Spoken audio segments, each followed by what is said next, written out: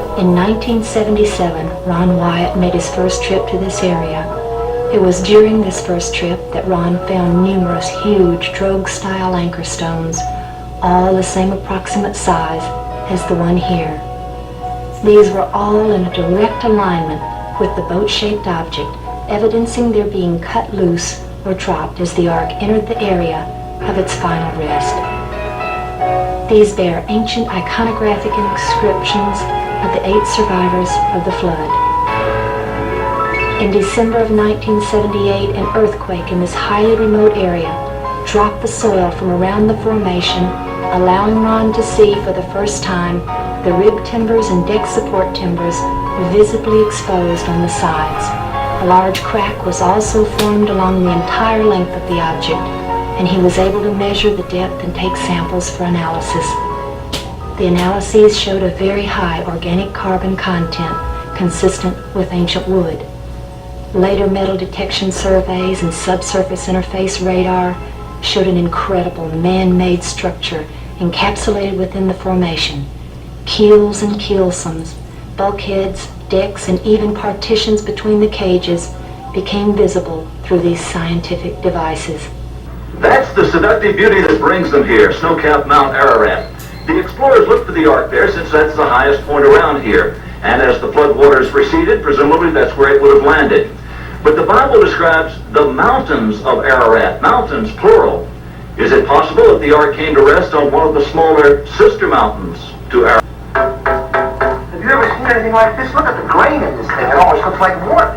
But now there are fundamentalists who are contradicting that claim. They are the new believers.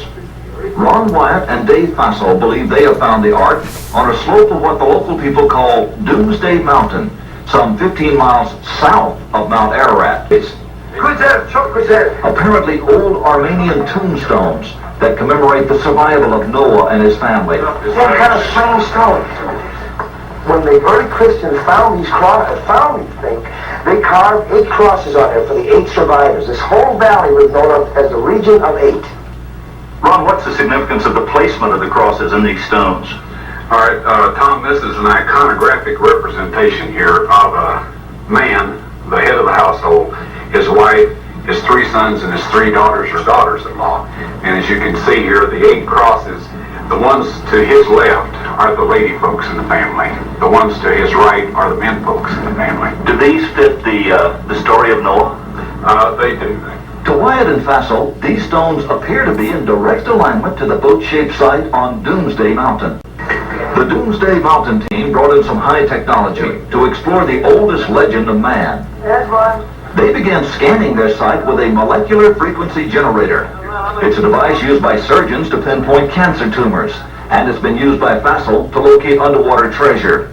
This time, the molecular frequency generator began to pick up a unique pattern of iron lines beneath the earth. Okay, bring that one up. They began placing ribbons along those lines.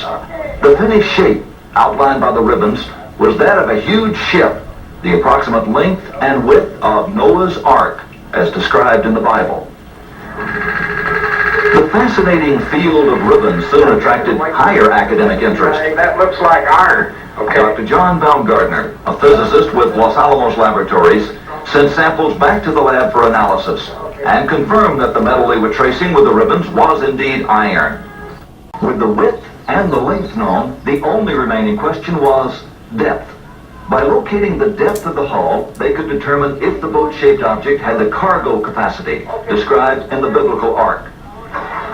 To resolve this final issue, Wyatt and Fassel brought geologist Tom Finner to Turkey with his company's heavy-duty subsurface radar equipment.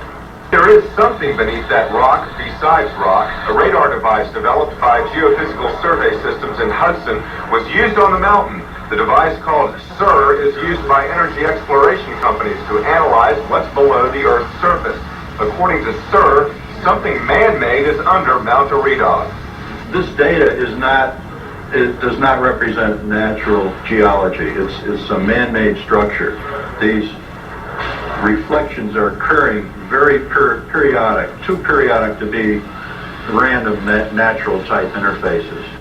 The governor of Ari had Ron demonstrate the radar.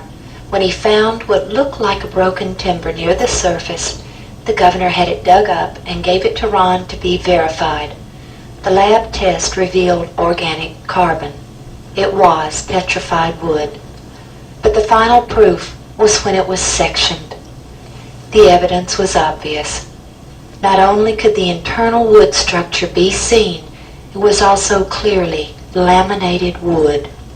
3 separate layers could be seen.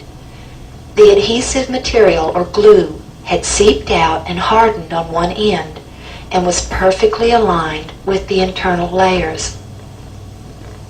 Our last trip out there this past June, we found this very impressive rivet. And if you'll notice here, the plate itself is just a little more than 1/4 inch in thickness. It's approximately 3.5 inches in diameter, the plate itself, and then the shaft of the rivet is roughly 1 inch to 1.25 inches in diameter. And if you'll notice here, it was struck while it was hot and flared out the end of the shaft so that it would not slide back through the hole in this washer. And this shows that their abilities to use metal was quite advanced, quite sophisticated, and folks, there are thousands of these rivets on this boat.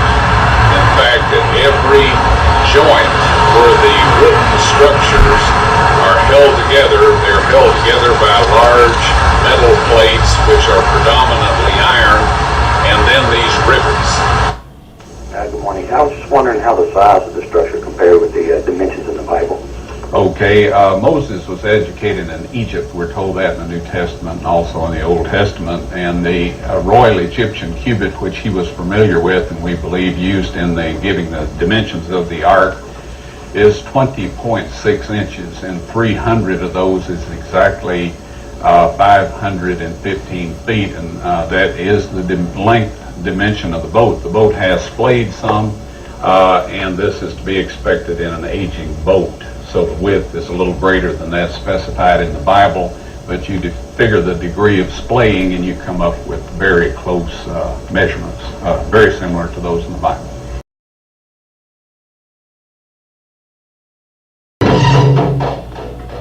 Sodom and Gomorrah, the cities of the plain.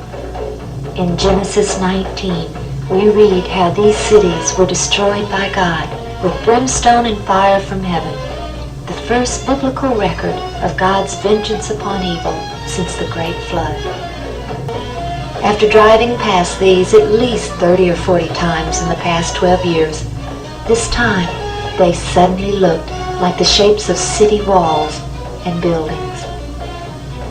Pulling over, he and his crew closely examined these desolate areas. Taking samples of the material, they discovered that they broke right off in their hand and disintegrated into dust the consistency of talcum powder, as Greg Brewer shows us here. Following what clearly looked like the shape of an outer wall, we soon met with a most breathtaking sight. And along these streets were the shapes of buildings. Even to our untrained eye, the evidence was undeniable. The ziggurat shape near the entrance was almost perfectly preserved. Our research had yielded the fascinating fact that substances burned with sulfur or brimstone had a remaining ash that was heavier than the initial unburned substance. That explained our question as to why the ash of these cities had been able to remain all these 3,900 years.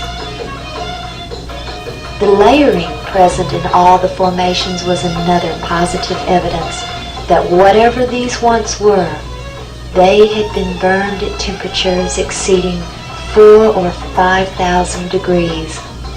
This layering effect was the result of thermal ionization. Whenever a substance is burned at extremely high temperatures, the ions of the various substances being burned attract and repel distorting the flame. And soon we all decided that we should go to the top of Masada and film these areas from there. The view was breathtaking. The shape of the city was perfectly revealed below us. Here we saw a giant platform-like area, perfectly symmetrical, which was identical to the temple areas of other ancient cities, such as the biblical Shushan or Susa, located in present-day Iran. Then we saw the raised section which we had climbed upon earlier, with the sphinx shape and the ziggurat. We were all convinced, but we also knew there had to be more evidence than this to convince others. Now the Bible tells us that it rained fire and brimstone upon the cities of Sodom and Gomorrah. Now what you see in front of you here is the results of large and small, well, varying sized chunks of sulfur, burning sulfur that have hit.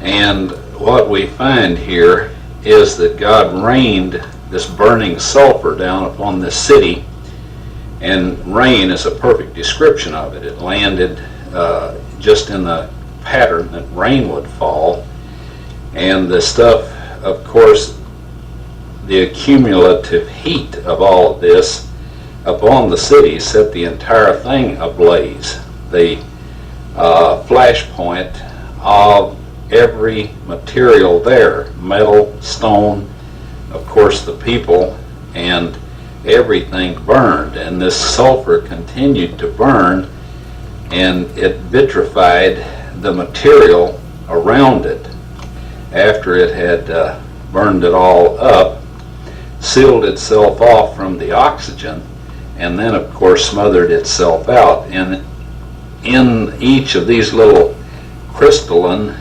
capsules here is a varying size chunk of sulfur, and there are millions of these in these ashes that we have here. Now some of them we have cracked open so you can see the sulfur inside, and others we have left intact, but there are millions of these here. So this shows that God indeed rained fire and brimstone upon these cities. And if you'll look in your dictionary, under brimstone you'll find that it is sulfur. As soon as he got home from that trip, Ron took several of the samples to Galbraith Labs near Knoxville, Tennessee. The yellow balls in the center of the reddish rings proved to be 95.72% sulfur, with traces of several other elements, all of which he was told would contribute to an extremely high temperature fire. When Ron asked them if they could perform a BTU test to determine the degree of heat this would give off, he was told that they couldn't because it would damage their stainless steel testing chamber. The material surrounding the encapsulated sulfur was also tested and proved to be ash. At home, we did our own small test and burned some of the sulfur in a spoon. The purplish flame is indicative of the intense heat, which prohibited our holding the spoon as it burned. We later discovered our spoon had holes in it from the fire. Then, we placed a small piece of the outer material also in the spoon and attempted to burn it, but it wouldn't burn at all. It didn't even darken. It was already completely consumed by fire, and nothing was left to ignite.